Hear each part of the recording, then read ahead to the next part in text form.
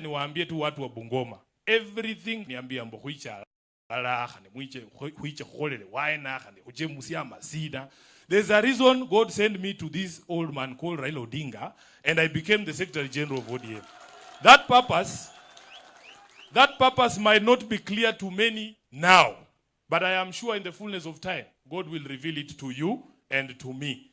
Number two, on this question of unity, I have never seen myself personally, Honorable Waluke, disunity. When it comes to issues of our people here, when there was a rumor that the cabinet had said they were going to set parastatals, including Nzoia Sugar, without parliamentary approval, the first people to speak were members of ODM from Western Kenya. Nikiwa hapo mimi, Mheshimiwa Nabii alikuwa hapo. Na wale wanakumbuka nilisema kwa hii issue ya Nzoia tutachukua list ya watoto wetu wote. Unaandika column A, no. Column A, yes. On the question of the sale of parastatals, including Nzoia, Edwin Sifuna, Senator of Nairobi, mwanawe Bungoma, what do you say? Na tunaweka hapo. Si tulisema hivyo? Nikasema Governor Lusaka, I want to hear your voice. Akaongea, akapinga. Nikafurahi sana, nikasema wameanza kushika laini watu. Haya.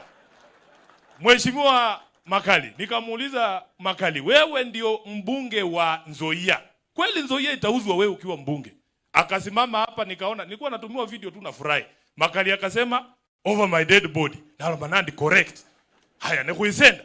Muline ndo kundi mulanga ngamuli third in command. Nalo manandi bweno ene nyampulile sana. On the sale of Nzoia Sugar, third in command Olomo Orien. Kalo mali yesi over his dead body. Which other unity are you people looking for? Which other unity? For as long as we can see that when it comes to interests of the issues of the community, ate say nibile ranganandi ni senator wa Nairobi ni khola senator wa Bungoma. Ni ndoma sikilo kundu yo aundi amechelewa kidogo ama amebanwa kidogo mahali. Ese ndoma bisa nekecha ne kambelesa kama. Hala, kuna unity nyingine mnataka nyinyi watu? Kuna unity nyingine mnataka? Na hii chama inaitwa Ford Kenya. Nyinyi mnajua hii chama ilitoka wapi? Si chama sino chama waena. Chama waena.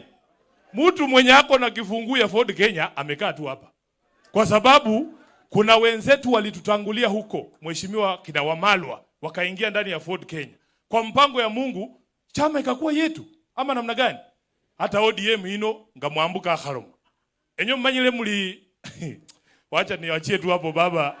Wacha vitu vingine Mungu mwenyewe atafanya, si ndio? Kwa hivyo allow us to thrive in our respective spaces. We will always remember home. We will always remember if there is an issue about our people, we will always unite. And for the rest of my life, in honor of this man, mimi I will always speak the truth. Kambolera angali afadhali mtu akuchukie kwa ukweli kushinda mpendane kwa uongo. Sasa hii mapenzi ya uongo mimi nilikataa. Wacha nikaribishe mwenzangu anaitwa Senator wa Migori. Senator Eddie Okech, tafadhali tunaenda kwa haraka alafu